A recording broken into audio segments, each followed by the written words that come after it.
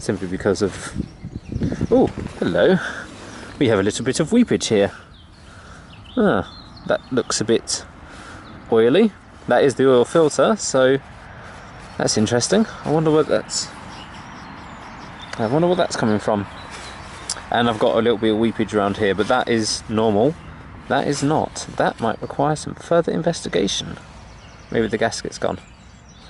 Interesting.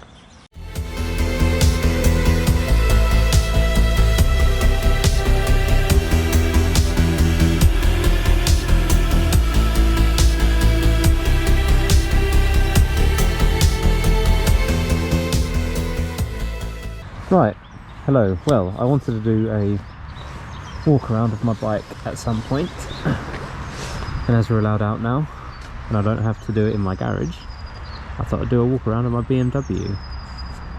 This is a 2012, yeah, 50,000 miles on the clock, lovely 5 gears. So I guess start from here. So I've mounted my satnav mount or whatever RAM mount that's in there for your phone or satnav or whatever. Then I've got in here yeah, USBs, a couple of them, the good old charging port there, my plug for the Optimate because the battery is under here and the petrol tank is low slung. Look at this, that's how you fill up a tank on a BMW. We have had the bike 5 years, done over 50,000 miles. I'm its second owner. There was one owner before me, but now I've done, of course, the majority of the miles. All the servicing after the warranty had expired I've done. So for the last 30,000 miles I've done the servicing, I think. One problem that's already happened, well, a few years ago, my heater grip started working, but it was the switch that had broken. So it was just like loose. So it should be like this curved one, but it's not. That's a 3-way toggle switch off a F650 something, an older model, as you can see. Not smooth round, but more of a square round, but it clipped in and all fit and wired in, so 3-way toggle, it's fine. Hotter and off, whatever it is. The only thing that this bike, yeah, no fuel gauge on these bikes, of course. Don't know why they did that, but whatever. It's got a fuel light, that's fine. You've got a trip meter, ABS on and off. That's all the computers on the bike. That it's got pretty much no traction control, nothing like that. I think it's just over A2, 51 brake or something. I don't know exactly. It's got top speed of 70 miles an hour. It's a little slower than the old Dakar model, but not by much. Also, it's used, yeah, primarily off-road. These are aftermarket crash bars.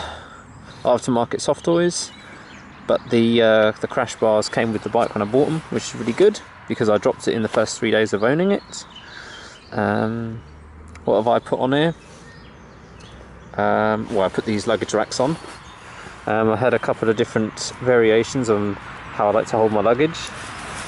At the moment I've got these nice Lomo bags and they're getting nice and muddy.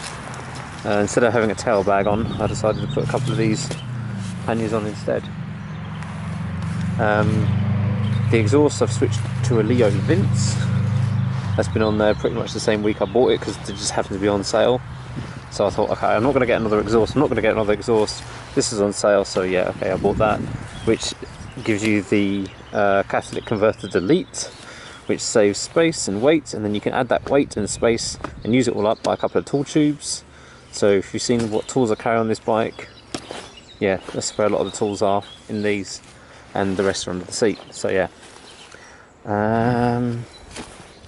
Oh yeah, this plate is I don't know where it is, I think it's SW Motec, but it's a Givi plate. I do have a top box for this.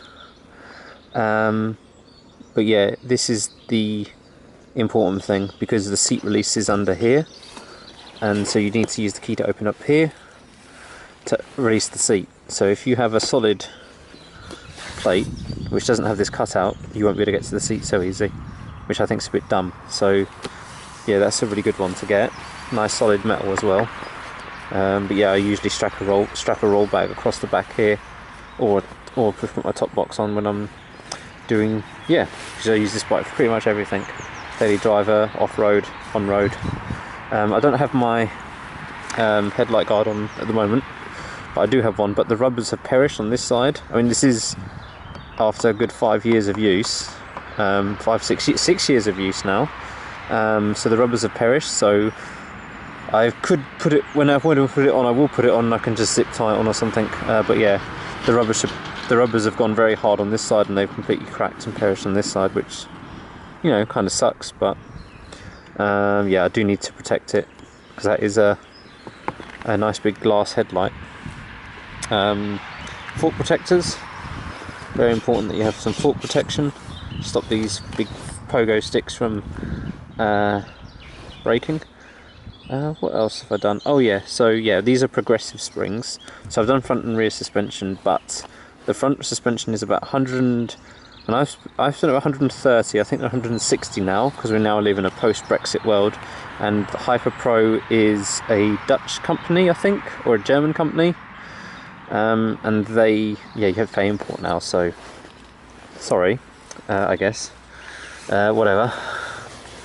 And my suspension, my rear suspension, was very soft.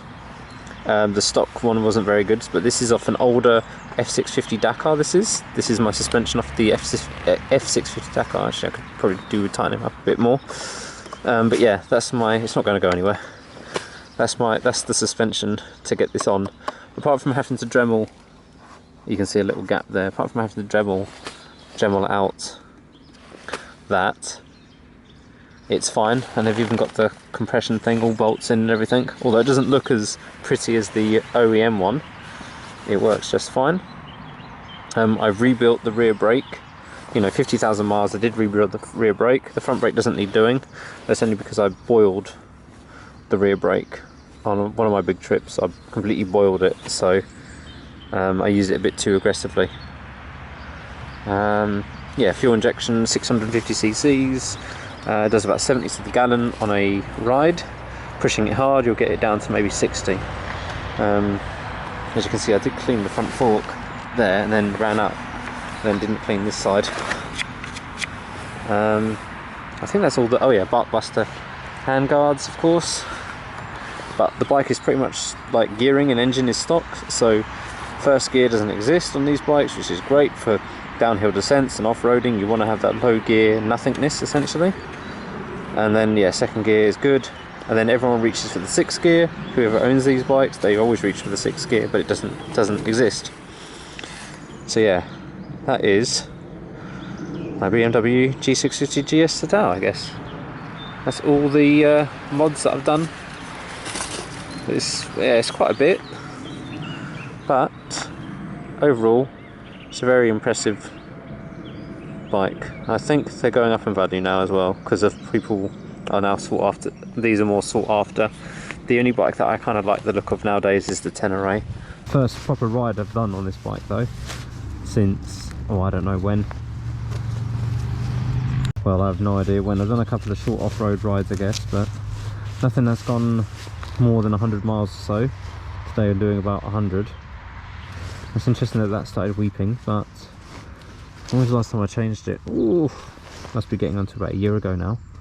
But we were all in lockdown back then. Somewhere under there's the sump guard, but yeah, that's it. Sump guard stock. Not a bad little bike. Well, medium-sized bike then. Oh yeah, of course it rides horrible because it's a 650 single thumper. Anyway, that's it, I guess. I better get off. Of course, turn the immobiliser off. Another feature this bike has.